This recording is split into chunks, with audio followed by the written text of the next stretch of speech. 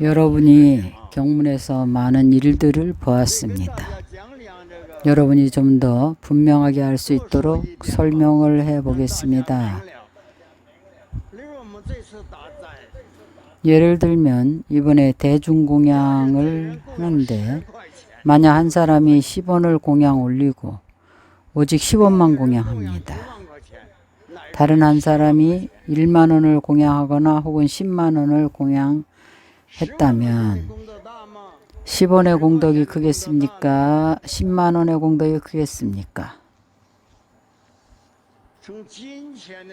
금전의 숫자만 가지고 보면 10만 원의 공덕이 큽니다. 10원의 공덕이 작습니다. 심리상으로 보면 반드시 그렇지만은 않습니다. 그가 정성으로 삼보님께 공양을 올리고 그가 지혜를 구하고 인천의 복을 구하지 않았다면 10만 원을 공양한 이 사람은 돈도 많고 기세도 대단해서 별로 대단히 여기지 않고 봉투를 그냥 스님들에게 나눠주고 2년이나 짓는다고 생각했다면 이 공덕은 아주 적어서 겨우 10만 원에 불과합니다. 만약 10원을 공양한 사람이 이렇게 회양을 하고 삼보님께 정성으로 지혜를 구하고 미래 과보를 구하지 않는다면 이 10원의 공덕이 불가사의합니다. 받으면 소화하기가 어렵습니다.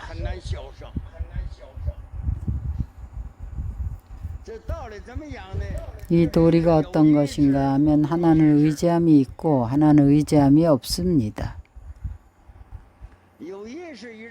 의지함이 있다는 것은 부처님 가르침에 의지하는 것을 말합니다. 그가 공양한 것은 마음이지 물질이 아닙니다. 물질은 수시로 사라지고 수시로 망가집니다. 마음의 공양은 쉽게 사라지지 않습니다. 그래야만 비로소 복해 양족존에 도달합니다. 우리 이 법우들이 금전을 지니지 않는 계를 지키는 법우가 입적하신 스님을 위해서 보문품을 한 권 독경에 드린다든지 혹은 아미타경을 한 권 독경에 드리면 인민폐 100만 원을 공양한 그 제가 불자보다도 그 공덕이 훨씬 큽니다. 이것을 법공양이라고 합니다. 법공양은 형상이 없는 것입니다. 불가사의한 것입니다. 이것을 불가사의하다고 하는 겁니다. 그래서 마음을 잘 써야 합니다. 문수보살께서 우리에게 마음을 잘 쓰라고 알려주셨습니다. 여러분이 무슨 일을 하든지 간에 큰 일이든지 작은 일이든지를 막론하고 살필 때에 마음을 살펴야 하는 것입니다. 물질을 살피는 것이 아닙니다. 물질은 수량이 있는 것입니다. 마음은 무량한 것입니다.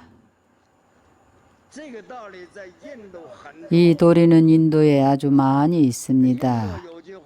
인도 속담이 있는데 복을 닦고 지혜를 닦지 않으면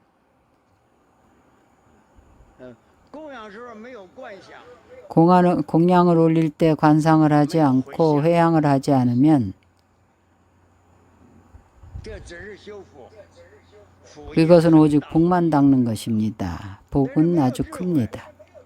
그러나 지혜가 없습니다. 법을 의지해서 행하지 않으면 축생도에 떨어집니다. 향내 나는 코끼리가 됩니다. 그러나 이 코끼리는 복덕이 있습니다. 그 코끼리는 오직 국왕에게만 제공됩니다. 국왕은 이 코끼리를 보석과 영락으로 장엄을 하고 복을 누리게 합니다.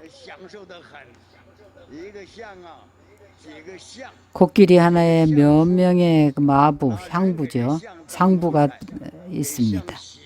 사람이 코끼리 하인이 됩니다. 코끼리를 씻어주고 빗어주고 합니다.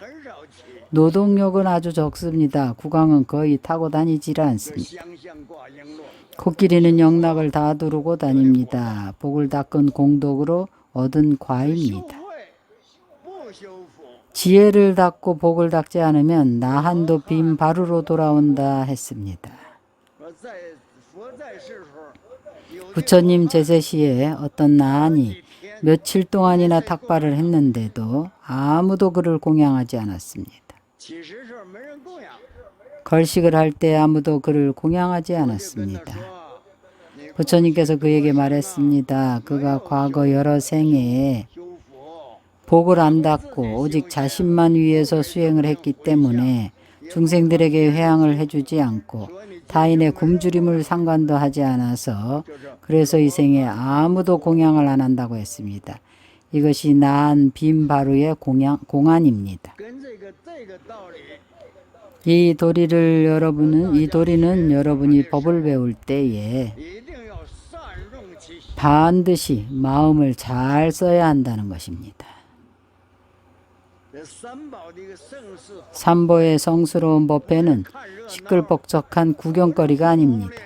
거창하고 성대한 것도 아닙니다.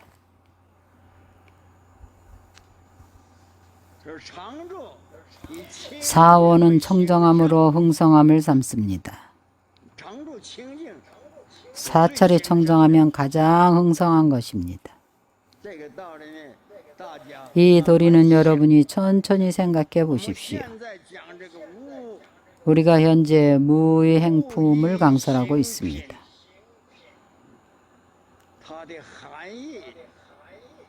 내포된 의미는 여러분에게 법을 듣는 수승함을 알게 하는 것입니다. 법의 맛이 어떤지를 알게 하는 것입니다.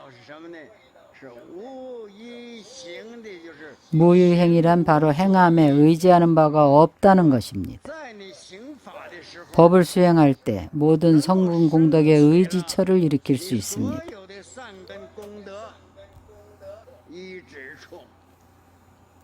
그러나 만약 의지처가 없다면, 만약 반연하는 것이 삿된 지견이나 삿된 사유라면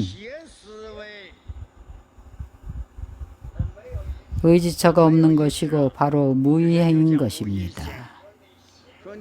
행이 의지처가 없습니다.